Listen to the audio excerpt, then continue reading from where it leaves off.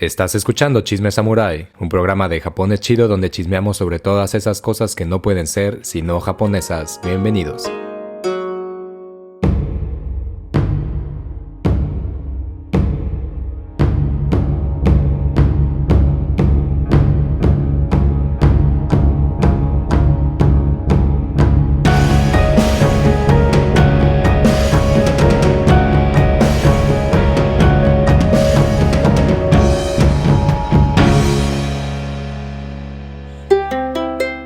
Chisme Samurai.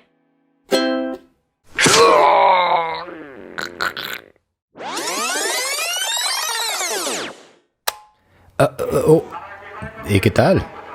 Quizá se están preguntando, oye, entonces, ¿qué pasó con el buen Sato? ¿Sí se visceró o naranjas? ¿Es verdaderamente la batalla entre los Minamoto y los Taira la cúspide del conflicto en la historia del Japón? ¿Cómo es que la muerte de Minamoto no Yoshitsune es tan representativa para la institución de las evisceraciones? Pues todas estas respuestas en nuestra segunda parte del Chisme Samurai. Y tal vez me surge ahí una pregunta que no la había pensado hasta ahorita, que ya como que huele a Nochebuenas.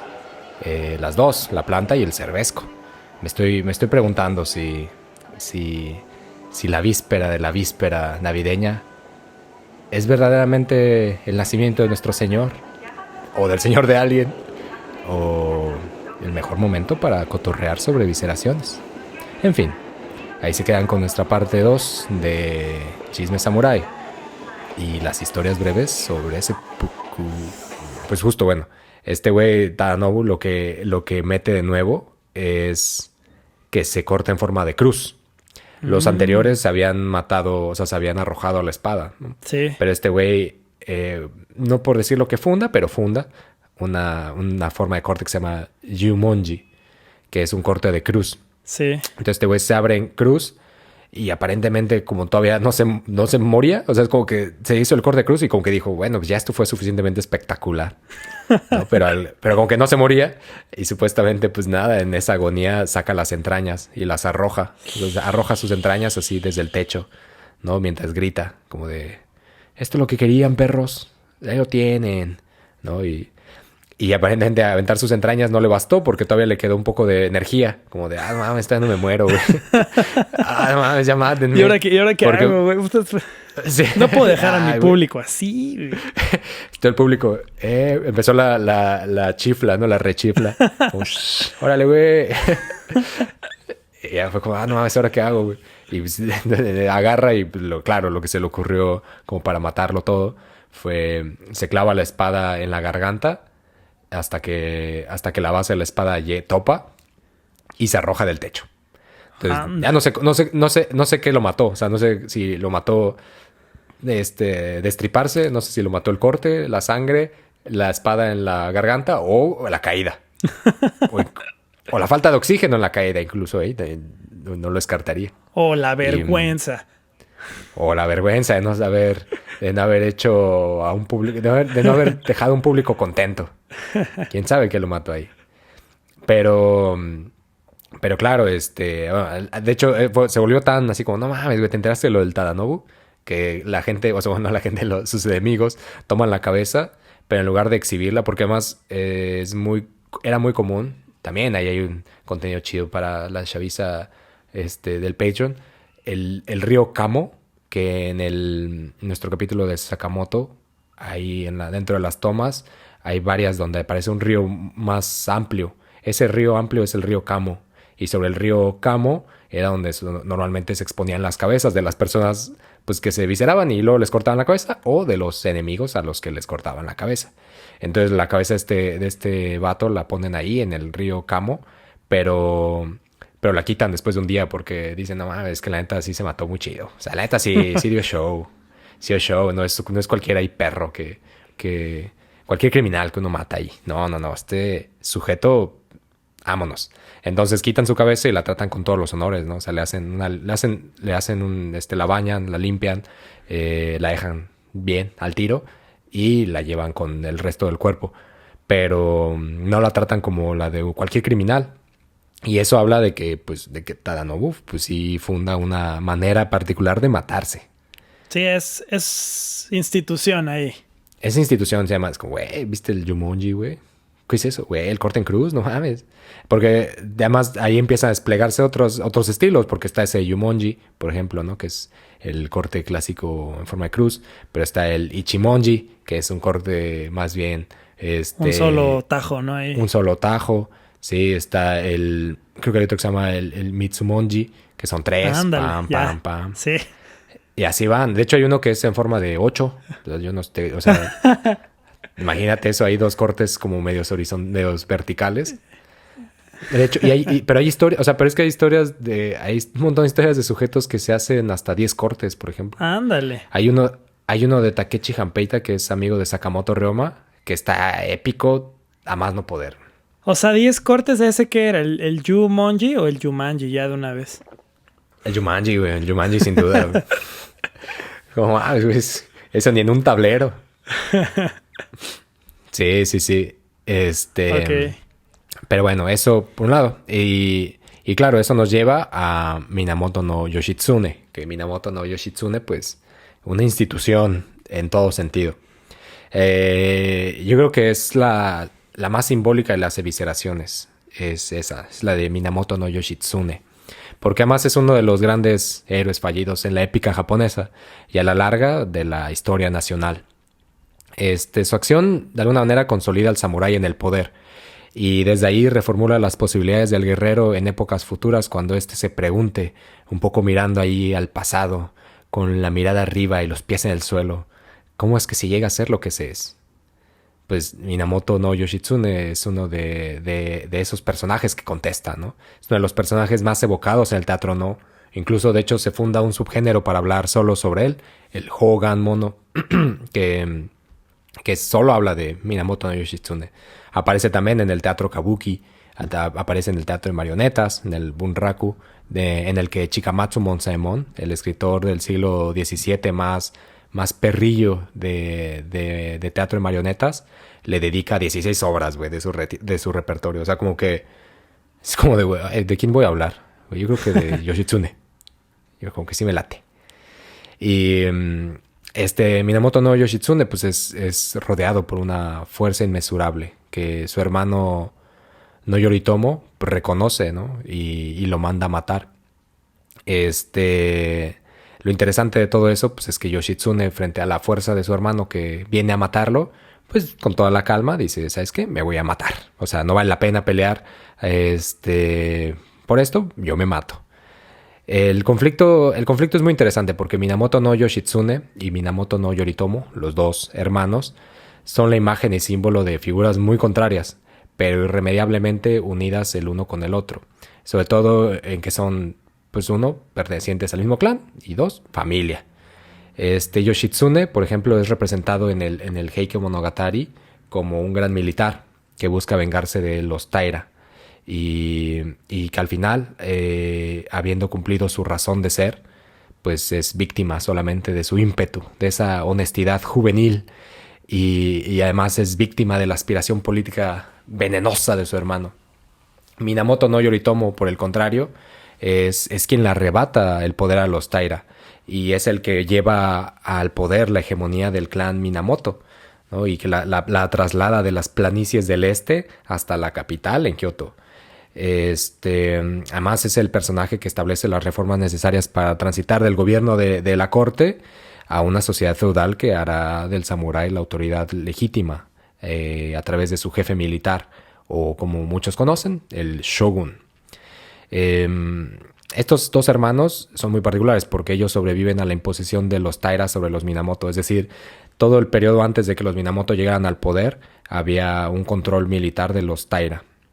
Y ellos lo sobreviven, sobre todo porque hay un momento muy particular que es cuando nace Minamoto no Yoshitsune en 1159, que su padre Minamoto no Yoshitomo, un férreo peleador y opositor de los Taira, pues muere traicionado en donde más, sino en la ducha, por un vasallo. Es decir, un vasallo de este güey pues lo traiciona a los Taira y lo mata, lo acuchilla. En una ducha. Lo acuchilla lo acuchilla con un cuchillo de Sakai, seguro, ¿no? Pero lo acuchilla en su ducha. Y es este güey, el Yoshitsune, el que sobrevive por artes de muchas cosas. En general, Minamoto no Yoshitomo tenía 6 hijos, ¿no? Y de esos 6 hijos, el mayor lo matan también, lo decapitan en el río Kamo, que era ese lugar en Kioto por excelencia que les digo, para ejecutar y poner cabezas. Pero de todos sus hijos, de esos 6 hijos, matan a 4. Y los otros 2, que era Yoritomo y Yoshitsune, estos 2 hermanos que sobreviven, Yoritomo lo exilian. Y Yoshitsune, que acababa de salir, es llevado a la capital con su mamá, que su mamá es tomada como una cortesana más dentro del Palacio Imperial. Bueno, dentro de los alrededores del Palacio Imperial, no necesariamente dentro. Aquí con capital, ¿a qué capital te refieres? ¿Qué capital era en este entonces? A Kioto. Ok. A Kioto.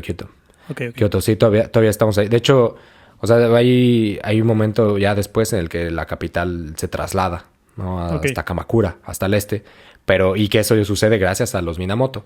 Pero en este momento todavía hablamos de Kioto como la capital imperial. Perfecto. Entonces, claro, lo llevan, llevan a su mamá como cortesana a la capital. Y al hijo, a Yoshitsune, lo mandan a un templo, ¿no? El templo se llama Kurama, que está muy al norte, norte. Cuando termina todo, pues todavía está más arribita, ahí está Kurama. Y este güey pues, lo llevan ahí, y entonces se dice que ahí pues Yoshitsune desarrolla pues, un montón de técnicas que solamente Yoshitsune pudo haber desarrollado, ¿no? Técnicas con la espada, técnicas marciales, un montón de cosas, aunque es muy cagado porque al final Yoshitsune se revela, ¿no? Y dice como, güey, yo no voy a estar en un templo, o sea, al final yo conozco la historia, se dice que se entera, ¿no? De la historia de cómo su papá fue asesinado por un traidor que servía a los Taira.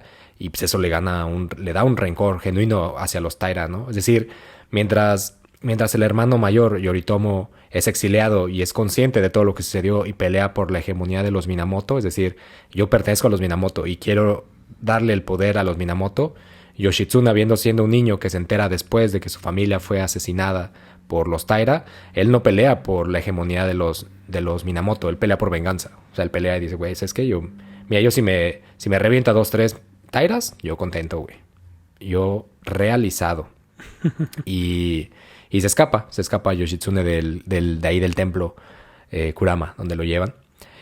Y sucede algo muy, muy interesante porque nadie sabe. Son como estas cosas que también pasan en la historia de México, ¿no? Es decir, hay muchas preguntas que quedan flotando, de que nadie sabe. O sea, que es como, güey, ¿y si Hidalgo hubiera decidido entrar a la Ciudad de México en lugar de dar vuelta? No mames, otra historia, güey. O no mames, es que si hubiera habido parque, güey. Es que si hubiera habido parque, sí que se frena a los gringos. Sí, no, si Zapata no hubiera ido a ese rancho. Sí, no, es que como que se paró ahí, o sea, si no hubiera perdido Villa en Celaya, ¿no? O sea, es decir, todas estas preguntas que dibujan el y sí, ¿no? Y si esto no, y que dan mucha identidad, terminan por dar mucha identidad a la generación de cultura, ¿no? Terminan de alguna manera u otra delineando muy cabrón la identidad nacional y cultural, para bien y para mal y para lo que sea, pero y por quien sea, porque no necesariamente es que hubiera pasado así, pero sí alguien eligió verlo así, ¿no? Sí. Sí, creo que los espacios en blanco siempre son parte esencial de cualquier historia.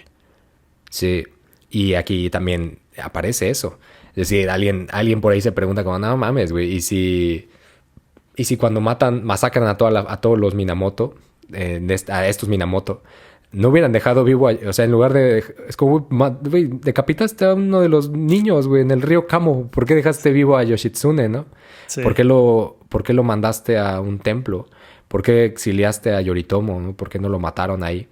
Es decir, si no los hubieran dejado vivos, porque nadie sabe realmente por qué no los dejaron vivos. Hay rumores ahí de que es que al Taira Kiyomori, que era el mero en su momento, es que le gustaba a la mamá de Yoshitsune y pues obviamente ahí se la llevó. O sea, están siempre estas historias, ¿no? Aledañas, pero sí. No se sabe realmente por qué.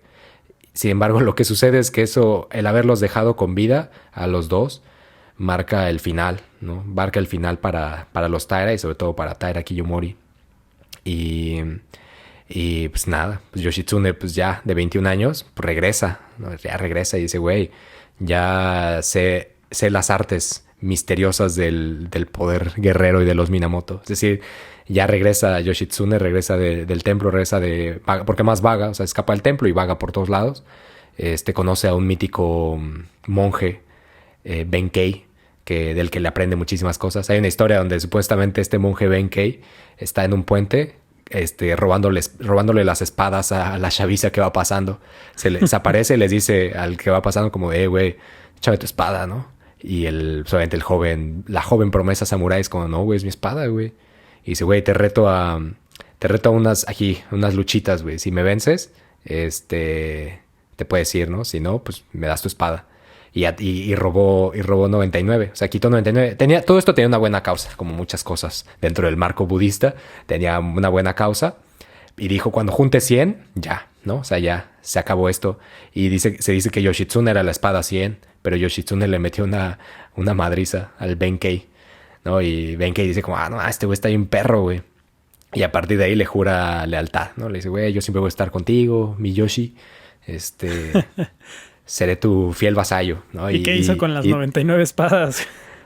Nada, pues ya fue como, bueno, pues ya me las llevo, ¿no? ¿Qué? Eso pues sí, ya ni pedo, güey. Me imagino como cuando piden llaves, ¿no? Para hacer la fundición de alguna escultura, güey. Y él decía, no, ya con las 100, mira, perfecto para el caldero que vamos a poner aquí en el templo. La campana, güey. Para la campana, güey. Y pues sí. no, ya no la armó, güey. Y pues no se armó. No, es como, la campana está, pero no se puede tocar. Es que nos faltó justo la campanilla, el badajo, güey. sí. Sí, es que ya no hubo, güey. Perdóname. Sí, pues ahí sí, ya te la debo. Pues algo así. Entonces, pues bueno, hay el libro donde todo esto aparece, se llama Genpei Seisuiki, que es podemos decir algo así como la historia de Yoshitsune.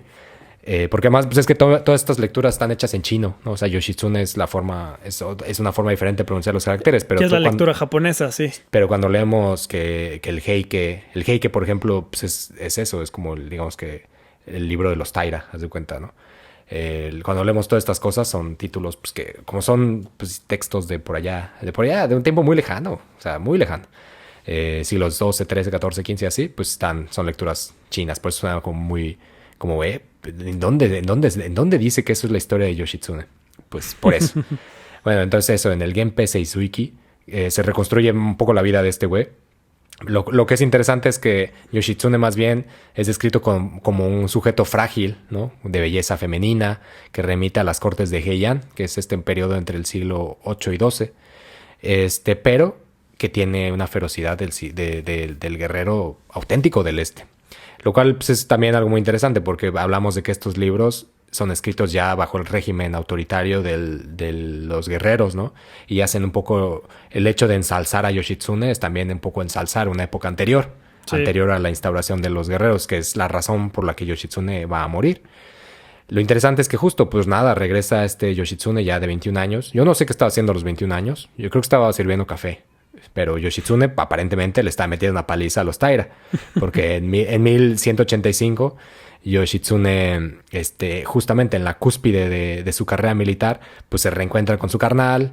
Es como de, güey, mames, Yoritomo, güey, perdóname por todo lo ausente que he estado. Se hacen cuates otra vez, como, güey, vamos a destronar a los Taira. Y pues claro, es lo que te decía, Yoritomo legítimamente dice, güey, yo quiero instaurar a los Minamoto en el poder. Yoshitsune dice, yo quiero venganza. Y es como, pues chido, güey, ¿pero es contra los Taira? Sí, pues vamos a armarlo juntos. Entonces Yoritomo es el jefe, digamos que es el jefe militar de los Minamoto y Yoshitsune es su vasallo, son hermanos pero termina siendo su vasallo, ¿no? Y eso va a ser muy simbólico en su momento. Entonces pues llega Yoshitsune en 1185 bajo el mando de su hermano, es decir, le sirve a su hermano, pero hay una batalla que se llama la batalla del Danoura, que creo que se llama Danoura no Tatakai, si no me equivoco. Y eso sucede en el estrecho de Kyushu, entre la isla de Kyushu y la isla principal Honshu. Ahí hay un pequeño pasaje. Entonces, en ese lugar, pues se hunden 26 años de dominio Taira. Y también se hunde el pequeño emperador Antoku y la espada Kusanagi. Es decir, uno de los 3 tesoros de la nación, ¿no? Se hunden muchas cosas. Es muy cagado porque este emperador Antoku era un niño, era solo un niño. Y cuando los barcos son despedazados, porque esta batalla es una batalla marítima, que era algo también no era tan usual. Normalmente las batallas se llevan a cabo en tierra, pero esta batalla se lleva en el mar, ¿no? Y es ahí donde el Yoshitsune se pone bien, o sea, se pone sagaz. Pero llega a tal punto que la abuela del emperador Antoku, antes de que sea capturado el emperador, el niño emperador, la abuela lo abraza y se arroja al mar con ese güey. Se mueren los dos, ahogados. Lo cual está muy locochón porque si les gustan las historias de horror, hay una película que se llama Kaidan. Y en esta película que se llama Kaidan, creo que es de los 60, si no me equivoco, hay una historia de terror donde un monje que toca la biwa revive la historia de la batalla del Danoura. Está muy chidita, échenle ahí el ojo. Kaidan en el significado de eso, ¿no? Justo de terror, horror. Sí, de terror, como de algo demoníaco. Sí, no tanto como una escalera, no vaya a ser. No, y suben las escaleras, güey. No mames, güey, una historia tremenda, güey. Yeah. Está muy locochona porque, poniéndole aquí el paréntesis, en esa historia es de un monje eso ciego que toca la biwa, que de repente despierta los fantasmas del río Danoura. Y los fantasmas, los espíritus, cuando lo escuchan tocar, se acercan, ¿no? Y le dice, sale un güey, uno de los Taira, y le dice como, güey, tócate esta rolita, ¿la conoces? Y es una rolita que habla sobre esa batalla. Y el monje budista de, sí, güey, no, rolón, güey, sí, güey, la toco. Y le dice, güey, tócala para mi señor, ¿no? Para mi amo. Entonces todos los días el fantasma va a buscar a este güey que es ciego a tocar, para que vaya a tocar, hasta que los monjes del lugar dicen como, no mames, güey, ese es un demonio, güey, no mames, güey. Y le hacen un ritual para exorcizar a esos demonios, o sea, para protegerlo. Y ya no les cuento más, para que le echen un ojo, pero está muy... Suena bien, ¿eh? También la voy a apuntar yo por aquí. Peliculón. Que de hecho, estas historias las toman... Para hacerlas, las toman de un libro de Lafcadio Hearn, que toma historias un poco ahí terroríficas del Japón. Pues es peliculaza. Échenle ahí el ojillo. Pero bueno, eso. Pues nada, el poder, eso queda consolidado con los Minamoto, ¿no? Que de repente se vuelven como los meros de la corte, y los Taira pues empiezan a quedar rezagados. Y hace algo interesante porque de alguna manera, aunque Yoritomo es como el líder por así decirlo, de los Minamoto, es Yoshitsune quien gana como todos los elogios, ¿no? Como de, no mames, güey, el Yoshitsune es perrillo, güey. Sí, es la simpatía. Era el rockstro, güey, de ahí, ¿no? Entonces, todos, incluso el emperador retirado, Go Shirakawa, a quien recordamos de conflictos previos, que resulta en la muerte de Minamoto no Tametomo. Para ese entonces ya es emperador retirado, ¿no? Y el emperador Go Shirakawa, pues un poco como que también quiere meter ahí el bastón, ¿no? La espátula ahí de su poder. Y empieza a ensalzar un montón a Yoshitsune, lo enaltece, lo apremia, todo, ¿no? Y eso también establece un poco conflicto entre Yoshitsune y Yoritomo. Y termina volcando a Yoritomo, ¿no? Y diciendo como, güey, che Yoshitsune, güey, ¿qué tienes de bueno, güey? ¿Qué tienes de bueno en este mundo? Y al final Yoritomo lo empieza a ver como más bien un obstáculo, ¿no? Como de, güey, en cualquier momento, o sea, yo sé que yo tengo el control, yo sé que yo soy el amo, yo sé que todo, pero en cualquier momento si este güey, el Yoshitsune, se decide levantar contra mí, tiene la popularidad de todos, de la perrada, y además el talento, o sea, sí es bueno. O sea, si algo hay que reconocerle es que sí me taja en una de esas. Y además es popular. Entonces eso también orilla mucho a Yoritomo a despreciarlo y lo termina declarando enemigo de la corte. Eso hace pues que Yoshitsune empiece a huir y alejarse pues para evitar ser asesinado por su carnal. Pues pasan los tiempos, pasan creo que 2 años después de desde esa batalla y huye fugitivo, ¿no? Hasta el norte de la isla principal, ¿no? Ahí se esconde. Este güey no tomaba duchas porque sabía que en la ducha es aparentemente donde te matan.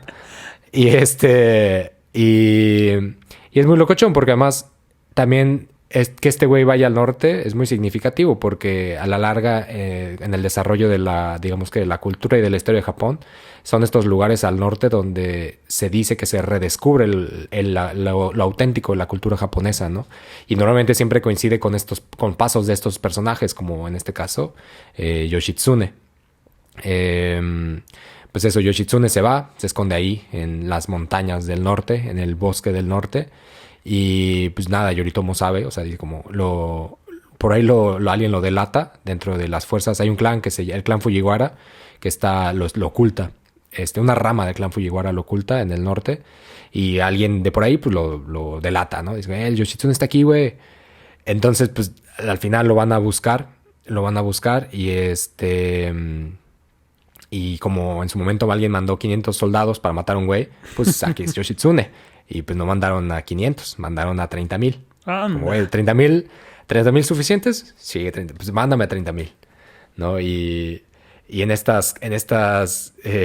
historia de Yoshitsune, en las crónicas del buen Yoshitsune, pues justamente, ¿no? Hay una parte vital de la obra, que no la central, pero vital, habla de cómo solamente...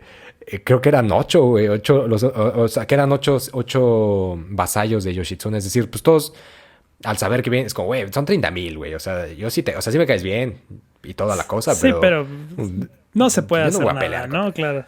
Sí, es como yo no puedo hacer nada. Y entonces, pues toda esta chaviza que estaba en Oshu, que es donde este güey estaba resguardado al norte de la isla principal, la chaviza en general huye y dice como, güey, perdóname, güey. O sea, sí, perdóname, güey. Yo no quiero morir hoy. Y se queda solo con sus vasallos. Entonces está muy cagado porque la historia es cómo estos güeyes se encierran en su casa. No en un castillo, no en nada, güey. Se encierran en la casa y Yoshitsune está dentro de su casa. Ya sabe que pues que se lo van a echar. Entonces pues dice, pues déjame leer unos sutras. Como que unos sutras. Déjame echar unos sutras aquí con mi esposa, con mis hijos. Pues dame un segundito. Y mientras ustedes ahí entretengan a los 30,000, ¿no? Entonces se dice que van saliendo como estos vasallos a pelear. Si no 1-1, así como de Bast, güey. Nada, relevos, cabrón. Y van muriendo, güey. Así van muriendo 1-1. Pero ¿cuántos vasallos eran? 8, dices, ¿no? Sí, eran 8. Sí, pero pues 8 muy perros. O sea. Sí, pero, o sea, seamos sinceros, güey. 8 perros, güey. O sea 30,000, aunque sean Stormtroopers, güey. Pero le van a tener que atinar, güey. Pero imagínate a 8, imagínate a 30,000 pasando por un estrecho. O sea, pues no que hayan armado la de los 300, güey, pero porque estos son 8, ¿no? Pero pues yo qué sé, pues ahí se las arreglaron. Además, por ejemplo, se cuenta, ¿no? Como, no, este güey le tiraba con su arco desde la ventana, ¿no? No, pues que este güey de repente salía a batirse con la espada y regresaba a informar a Yoshitsune de lo que estaba pasando, ¿no? O sea porque además era eso. Pueden dar el lujo, ¿no? Es de, mira, voy a salir, voy a dar 3 encontronazos, me echo a 2 güeyes y ya luego regreso a avisar, cambio. Sí, regreso a avisar, ¿qué, no? Mi señor, siguen siendo 30,000. Ahorita regreso. Bueno, probablemente 29,987. Pero... Sí. Pero ya estamos ahí, señor. Ya los tenemos. ¿Para qué le gusta? ¿Para mañana, en la mañana?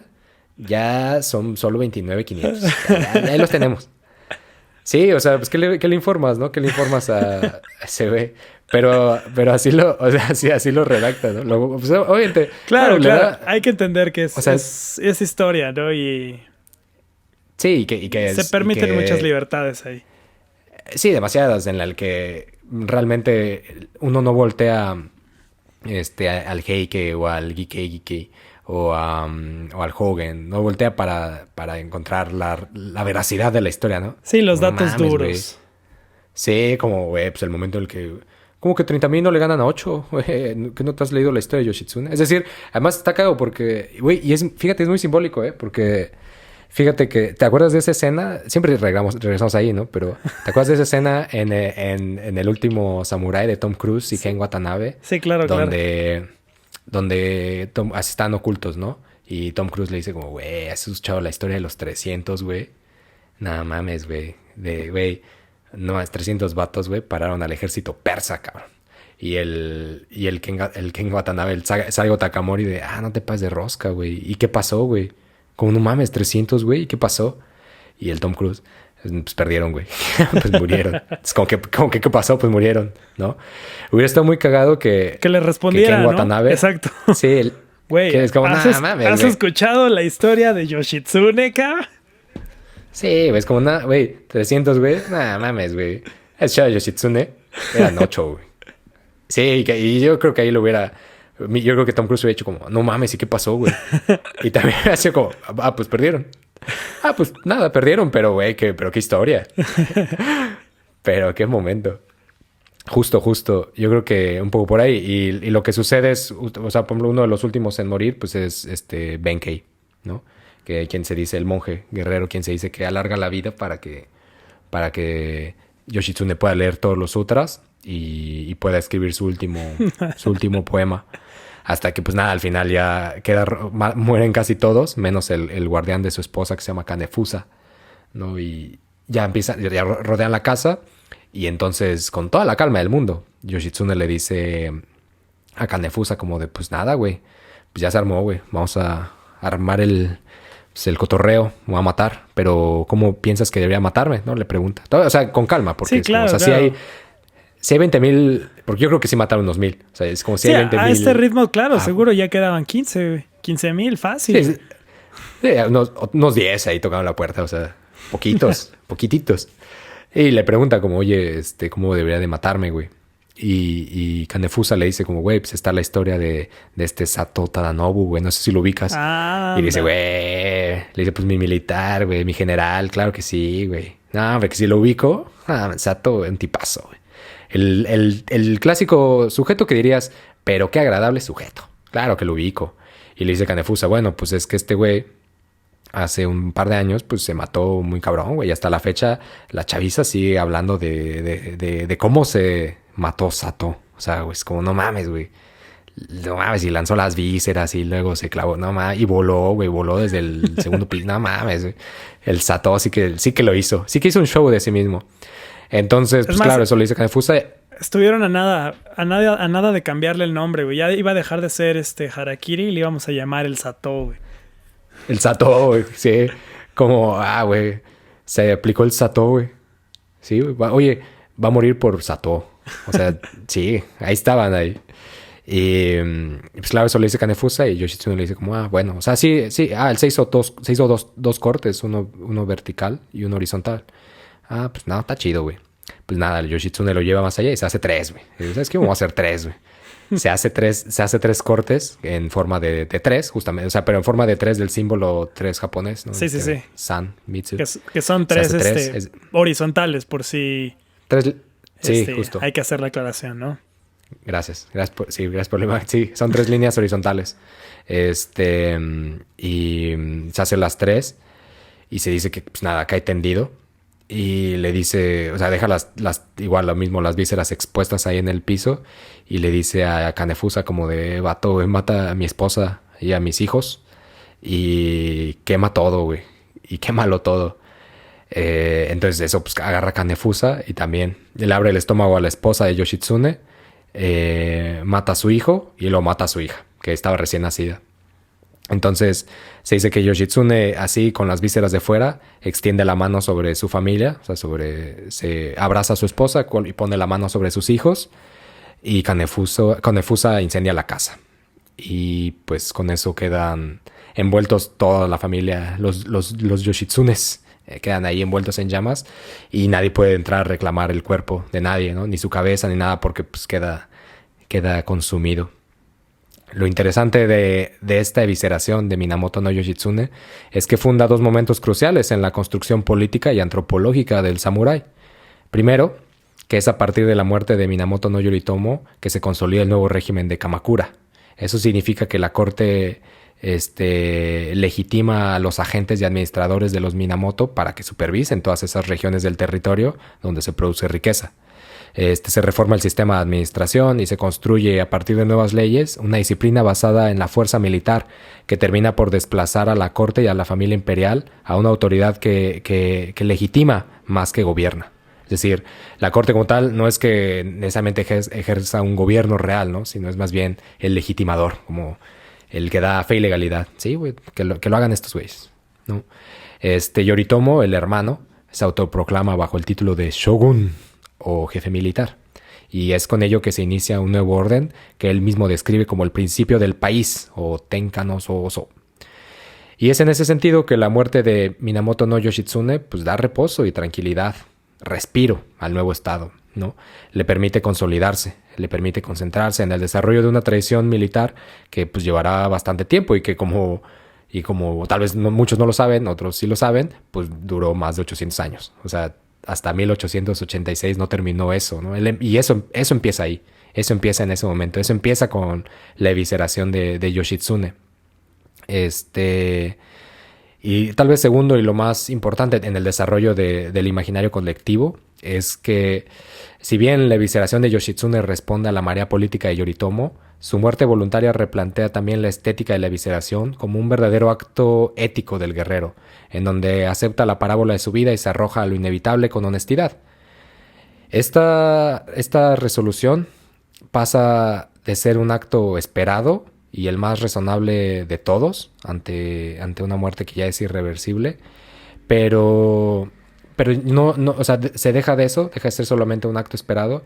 Y es lo que te decía hace rato, el guerrero se apropia de su destino. Es decir, si en el destino del guerrero está implícito que hay que morir, que se va a morir, se apropia y acorta el tiempo, ¿no? Y dice, pues sí, pero yo elijo cuándo, ¿no? Y es ahora, y se mata. Sí, y no solo acorta el tiempo, sino que se empieza, creo, en estos 3 ejemplos, como que se va viendo también este desarrollo de ceremonial, ¿no?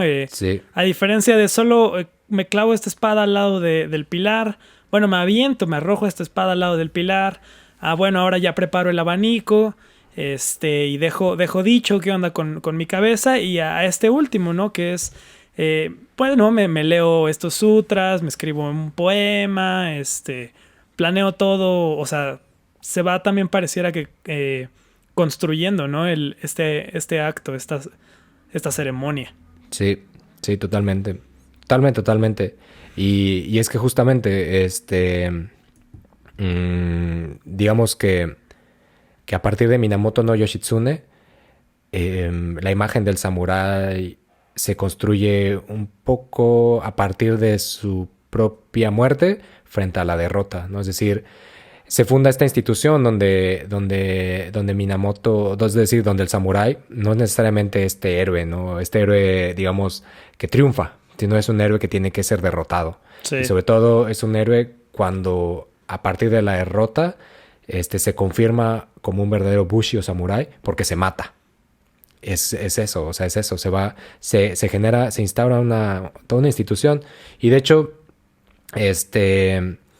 hay en el siglo XVII, si no me acuerdo mal, un poeta, ahorita se me olvidó su nombre, pero ahorita me acuerdo.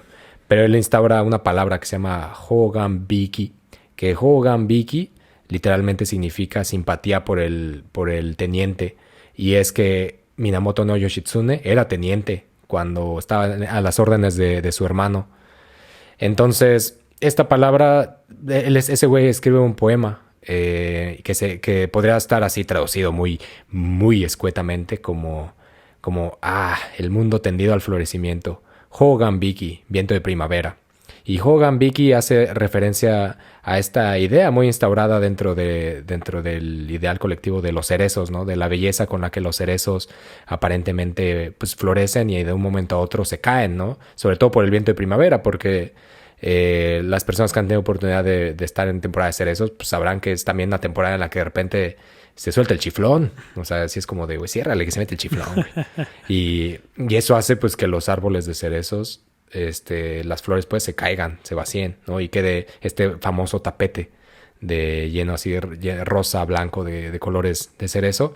Y es muy interesante porque esto también desarrolla, pues claro, una estética en la literatura sobre como la premura de las cosas, ¿no? Esta fugacidad de las cosas.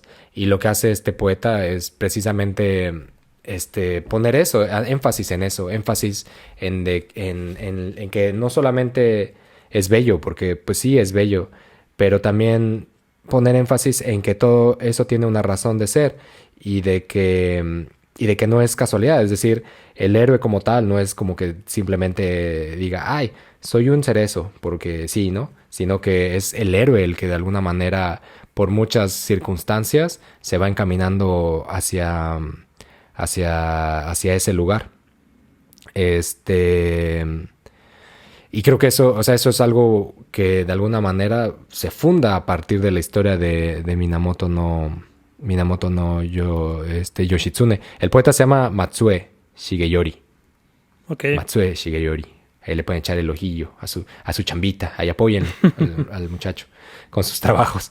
Pero bueno, justo eso. Y sobre todo se hace la relación de que el viento de primavera es el simbolismo de la corrupción, ¿no? Es decir, el héroe muere en la parábola joven de su vida, ¿no? Pues ¿cuántos años tenía este güey? Pues cuando vence a toda esta chaviza tenía 21 años. Sí, unos 23, 24. Sí, 24, o sea, es un jovenzuelo, es decir, muere en su apogeo, ¿no? Algo que Mishima después recupera con la idea de que se mata a los 45 años, porque él decía, yo no me quiero matar cuando tenga 70, o sea, quiero estar como en la cúspide de la belleza.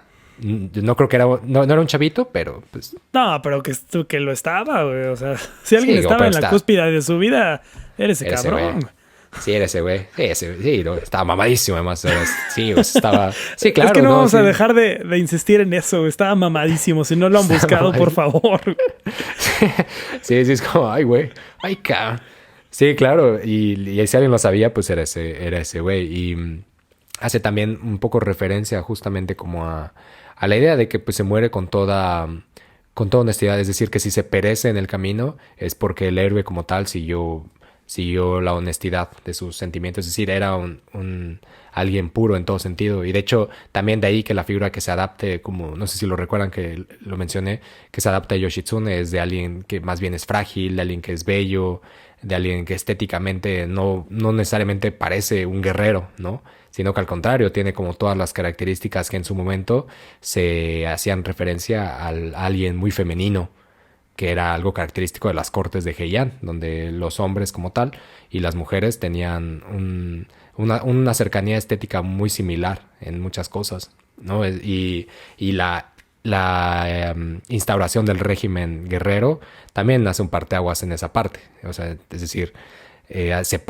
pone una línea muy tangible, muy, muy, muy gruesa entre lo que es la corte, entre ese tiempo de Heian, el último periodo de emperadores, de cortes, y el inicio de Kamakura, que va a ser el inicio de la época de los guerreros, donde el bushi como tal, el samurái como tal, empieza a tener reconocimiento de que, oye, creo que yo también soy una clase social. O sea, yo también puedo ya dejar de ser un agrario y volverme, es como la persona que dice, puedo dejar de tener este doble trabajo y dedicarme de lleno a ser artista. Pues acá es como puedo dejar de lado ser un campesino y puedo dedicarme de lleno a la guerra, un poco por ahí.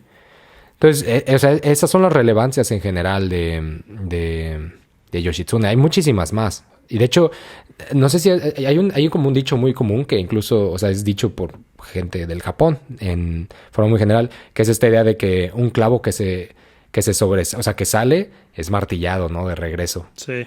Está mucho esta idea. Pues esta es una idea que precisamente se funda también con Yoshitsune. Es decir, no es necesariamente que él hubiera causado algo. Es decir, él no le dijo a su hermano como de, güey, aguas que te voy a quitar ahí el gobierno, güey. O sea, nada más vivo. Sino que él como tal sobresalía un montón, sobresalía un montonal por ser el Yoshitsune como tal, ¿no? Por ser todas esas descripciones que hemos dado, por ser el gran... Porque además era letrado, o sea, no era cualquier persona, era letrado. Y él como tal sobresale, no porque él quiera sobresalir, sino es que es la sociedad la que también lo ensalza muy cabrón, ¿no? Él como tal, su persona vibra muy cabrón y sobresale muy cabrón. Y eso hay que amasarlo, eso hay que bajarlo, hay que martillarlo. Que muy interesante esta frase en específico que mencionas, ahorita la busqué rápido en este diccionario de frases que me fascina. Y ¿sabes? Me causa curiosidad una de las traducciones que le ponen a un ejemplo de uso al que ponen con esta frase que no sé si es esta de la que estás hablando, parece que sí. Es como Derukui wa utareru, perdón. ¿Te refieres a la de Hogan Biki? La del clavo. La del clavo, la del clavo. La del clavo, ¿qué? Sí. Y una de las traducciones que sale aquí es: la envidia es el compañero del honor. Ándale. Es un juego de... Sí, es un juego inseparable. Ajá, que no tiene nada que ver, o sea, con lo que dice como tal la frase, pero parece que quien puso ese ejemplo sabía muy bien de dónde se acuñó. Es que más está muy cabrón porque realmente van juntos. O sea, es que tú no puedes contar la historia de Yoshitsune sin contar la historia de su carnal, güey, de Yoritomo. Claro. ¿No? Y es decir, hay una cierta envidia. Y es que es que además es muy simbólico. O sea, cuando uno empieza un poco a... Yo creo que yo creo, o sea, por experiencia personal, por mi chamba, por muchas cosas, creo que no hay necesariamente muchas personas o mucha chaviza como tal del Japón realmente como muy adentrado o adentrada en la historia, en este tipo de historias y en sus repercusiones como tal, ¿no? Es decir, tal vez seguro conocen a Yoshitsune, es como, sí, ese güey. Pero no necesariamente no es que haya un estudio hecho, ¿no? De Yoshitsune. Es decir, esto que yo les acabo de leer ahí, pues al final es una interpretación a partir de muchas cosas. Sí. Pero es muy interesante cómo se va formulando justamente esa identidad, ¿no? O sea, esa relación de no sobresalir, porque siempre hay un otro que te va a bajar. Esta idea de la envidia. Haz de cuenta que de alguna manera, Yoritomo es pintado siempre como el villano en todos lados. O sea, en las obras de teatro del Kabuki es pintado como el villano. En el No es el villano. Siempre es el villano. Pero si lo vemos desde cierta perspectiva, pues es el que triunfa. O sea, es el que termina triunfando la guerra. Es el que termina instaurando un nuevo régimen. Es el que instaura un nuevo orden administrativo que además le dio mucha prosperidad a los siguientes años. Es decir, hizo como todas las condiciones, ¿no? Ajá, y es lo mismo que se platicaba alguna vez, ¿no? Del...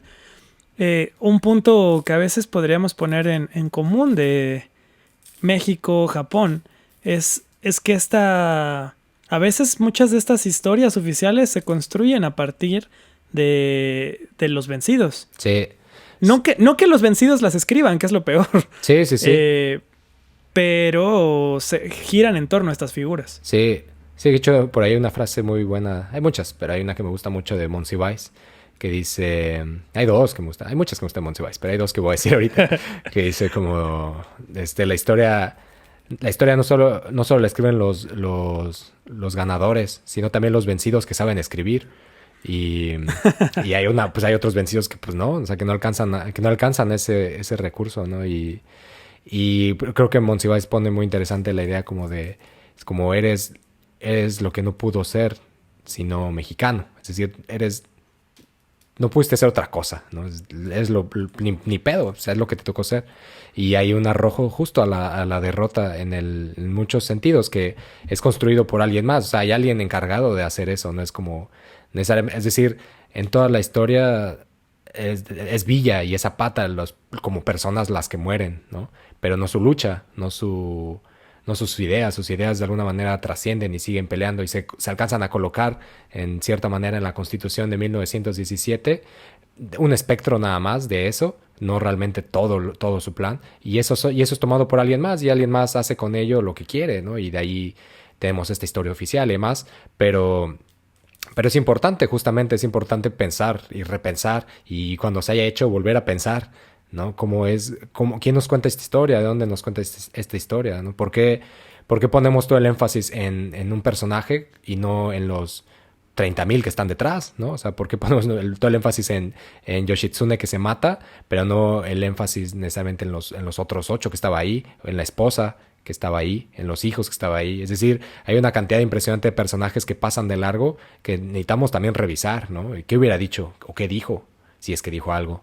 Y si no dijo nada, ¿por qué no dijo nada? ¿No? Y, es decir, es muy interesante, o sea, es muy amplio, ¿no? Y no lo vamos a desentramar todo aquí en un capítulo, pero es muy interesante pensarlo en todo sentido, ¿no? Y sobre todo en esa idea, la de la derrota, ¿no? Es como hay que sacrificarse. Es decir, es muy claro, me parece que hay un Estado que en su momento apuesta por instaurar dentro de la educación que tiene que premiar el sacrificio de la juventud para el Estado. O sea, es decir, ahí se tiene que sacrificar algo. Y en este caso es la vida. Y en su momento, tal vez en el momento imperial también. Pero a la fecha también hay que dejar algo por el grupo, ¿no? O sea, no necesariamente la vida, pero sí hay que dejar de lado lo que uno es por el grupo, por el beneficio del grupo. Sí. Y pues justo eso, ¿no? Y de hecho, después, en la historia de Kusunoki Masashige, que ya la contaremos, que si alguien recuerda el capítulo de Mishima, es el sujeto que instaura la famosa frase 7 vidas para servir mejor a la patria. Ese güey también, o sea, hay muchas formas de ver esa historia, pero lo que hago es que Takauji Ashikaga es visto como el villano. Y es como, no mames, güey, si piensas todo lo que hizo, o sea, todo lo administrativo que hizo, lo legislativo que hizo, lo que se ganó, por así decirlo, digamos que en derechos obrero-patronales, el progreso que generó el campo, ese güey era un tipazo, güey, maldito héroe. O sea, maldito héroe sin capa. Pero el héroe real, el que la historia reconstruye, es Masashige, ¿no? Y su actitud de sacrificio, no el ganador, no Ashikaga. Y la instauración de un nuevo orden. Entonces, no sé, es interesante, ya lo iremos viendo. Pero bueno, hay algo también particular que es como pues para que para que los héroes puedan seguir viviendo a lo largo de la historia, pues es necesario implantarles mitos, ¿no? Es decir, tal vez Yoshitsune no murió ahí, o sea, tal vez logró escapar, porque pues nadie nunca lo encontró, ¿no? Y es como una forma de hacer esta referencia de que igual sigue entre nosotros, ¿no? No está muerto, está en nuestros corazones. Y una de esas historias es que dicen que se volvió el líder de los Ainu, ¿no? A quien gobernó benévolamente. Que también eso también le pone ahí, es una forma de poner legitimidad sobre el pueblo Ainu, ¿no? Es como de, sí. Es como, güey, nuestro líder también te liderea, perro, ¿no? Es como, también hay algo ahí. Sí. Otros, por ejemplo, dicen que se volvió Genghis Khan y que fue el que satisfizo las aspiraciones expansionistas del continente, ¿no? Okay. Hay otros que aseguran que llegó a China y más bien se volvió el ancestro de la dinastía Manchu, que después daría mucha forma a mucha legitimidad al hecho de hacerse de China. Sí. ¿No? Estas historias, pues claro, se van desarrollando a lo largo. También parece que responden del beneficio. Exacto, como una necesidad de legitimar estos deseos expansionistas. Sí. Muy cabrón. Sí, ya nada más les faltó decir, ¿no? Que se fue remando a Estados Unidos. Sí, a este güey, de hecho, era hermano de Nixon. Sí, no. Y después llega con MacArthur, o sea, él trabajaba ya con MacArthur, o sea, y MacArthur cuando instala el régimen en Japón, realmente lo instaura Yoshitsune, no MacArthur, güey. Sí, ya está muy volado. Pero pues es como Zapata, o sea, es como Zapata no murió, güey, escapó, güey, ¿no? Y por algunos lo ponen en Arabia. Y eso permite que el mito Zapata esté ahí vivo siempre, ¿no? Es algo necesario. Sí. Pero bueno, en sí, eso, y un poco para concluir nuestro chismazo de hoy, pues justo lo que decías hace un momento, la evisceración de estos 3 personajes pues funda momentos particulares, ¿no? Es decir, hay una tradición por desentrañarse que se está conformando con mucha fuerza. La de Minamoto no Tametomo se construye como un triunfo en el sentido de que nunca es derrotado, sino que es él quien se hace de su propia muerte antes de que sus enemigos lo maten, ¿no?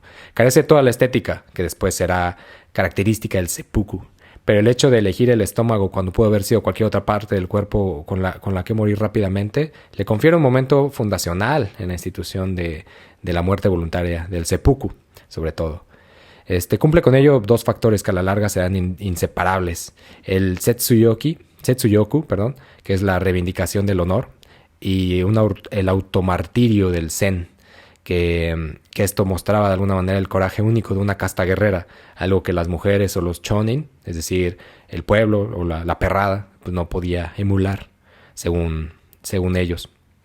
El otro, Minamoto no Yorimasa, pues tiene el cuidado, por ejemplo, de pedir que tomen su cabeza, es decir, hacerse de su muerte, y también evitar a toda costa la violación de su cuerpo, que entonces era común llevar esas cabezas de los adversarios como una forma, pues, de reclamar la victoria, y todo lo que esa victoria pudiera conllevar, como la adquisición de propiedades, de honor, de tierra, de títulos, etcétera. Además, Yorimasa pone, pues, más cuidado, que es lo que decías, ¿no? En la estética, es decir, se toma el tiempo, ¿no? Extiende el abanico, escribe o sea, tiene la claridad. Es como, güey, te vas a matar y tienes la claridad de escribir un poema. No unas últimas palabras, no un como de, pues nada, dejo todo a mis hijos. No, es como, güey, un poema. Así, como tal, ¿no? Y eso es muy concreto. Además de que lo hace frente a testigos, ¿no? El Tametomo no lo hace con testigos, lo hace con testigos. Y además inaugura también una figura, la del Kaishaku, o el que decapita, que va a tomar relevancia, pues, ya años después. Sobre todo también va a tomar relevancia en otra forma de suicidio, que es la del Yunshi, que es la que hace, digamos que pareciera que es la que hace Mishima, que es la de cuando alguien se mata para seguir a su amo. Sí. Es que Mishima hace todas, hace esa, hace la de los amantes, no, hombre. Sí, siento que hasta en la forma como ibas describiendo el corte que se hizo, era como, bueno, empiezo con uno, uy, no, ¿sabes qué? Voy a hacer el de la cruz, ¿sabes qué? Se me acaba de ocurrir. No, y luego con los tres en la espalda que le mete el otro güey. Sí, ahí inauguró otro todavía. Inauguró todo, sí. Sí, es como el de la piñata, ¿no? El otro estilo, un estilo más moderno, más contemporáneo. Sí, se pasó de rosca, güey. Se pasó de rosca, sí, ese morita. Pero eso, y el otro Tadanobu, el Sato Tadanobu, pues él vuelve fundamental la aparición de testigos, que por ejemplo, que certifiquen el coraje con quien el que se mata, o sea, que el que se mata, pues, con el que se apropia de su muerte, ¿no? Y además hace tendencia al corte en cruz, ¿no? Es como, no mames, yo quiero un Sato, güey. Y lo hace tendencia, ¿no? Y tal es así que, pues, su patrón, el Yoshitsune, pues sigue un poco el ejemplo, le mete más intensidad a sus cortes. Güey, 2, no mames, yo voy a hacer 3, güey. Pero es decir, se van fundando cosas, ¿no? Es decir, el héroe se vuelve héroe solo en función de su capacidad para matarse. Y me parecía una idea prudente, tal vez, como cerrar con una idea del buen Mishima. Una idea muy contundente que tiene este güey, o tenía más bien, sobre el seppuku. Que dice, él escribe una carta a un periodista del Chicago Tribune que le dice algo así como de, güey, mira, Mishima dice, yo no puedo creer en la sinceridad de Occidente. Porque básicamente, pues, es invisible, la neta. O sea, digamos que en tiempos feudales nosotros creíamos que la sinceridad residía en nuestras entrañas. Y si necesitábamos mostrarla, entonces debíamos cortar nuestro estómago y dejar a la vista toda esa sinceridad. Era también símbolo de la voluntad del guerrero, el samurái. Todos sabían que era la forma más dolorosa de morir, pero la razón por la que se elegía morir de esa manera tan atroz es porque así se demostraba el coraje del guerrero. Este método de suicidio es una invención japonesa y los extranjeros jamás podrán copiarla. Y esa era como su idea, ¿no? Y también de ahí un poco lo que te decía, como la idea de traducirlo como harakiri y no como seppuku, sí, ¿no? Que le quita. Es como, mames, como que se lo van a apropiar. No. Sí. Seppuku mantiene el rigor. Y eso, digo, vamos a dejar el chisme samurái hasta este momento porque... El chisme del seppuku hasta este momento porque es lo que platicamos hace rato, güey, es extenso. Entonces, va a haber más historias sobre visceraciones porque, pues, oye, si algo es divertido chismear al respecto es sobre gente, pues, que decide hacerse cortes transversales en el estómago. Pero va cambiando y ahorita solo vimos una parte diminuta, tal vez, A mi gusto, la evisceración más trascendental en la historia, que es la de Yoshitsune, pero solo una parte de una gran institución que tiene muchas vertientes, muchos cambios. ¿Cómo ves? No, pues sí, o sea, definitivamente todavía no estamos ni a la mitad. No, o sea, apenas un respiro. No, apenas vayan por sus palomitas, o sea, esto es el principio de algo. Sí. Algo muy, muy cañón. Sí, no. Pero pues ya lo iremos. Ahí lo iremos. Nos iremos metiendo más. Y más y más. Excelente. Nos vamos a meter tanto como esos cuchillos se metían en la panza de los guerreros. En la panza. Tal vez no tanto, pero por ahí. Pero sí por ahí. Pero bueno. Pues nada, este fue nuestro chisme samurái de hoy. Recuerden visitar nuestra página de Patreon, www.patreon.com/Japones Chido.